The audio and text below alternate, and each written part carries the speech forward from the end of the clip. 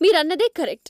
ఒక అమ్మాయి సంతోషంగా బతకడానికి పెద్ద కుటుంబం ఒక్కటే కారణమైతే, అమ్మా, నీ పెళ్ళైనప్పటినుంచి నీ బాధ, సంతోషం, సుఖం, దుఃఖం ఇవన్నీ నాన్నతో పంచుకున్నావా?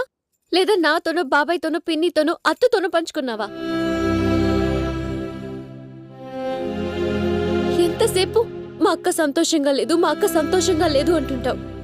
మీ అక్క సంతోషంగా లేనిది మంచి భర్త దొరకనాన్నా, పెద్ద కుటుంబం లేక కాదు.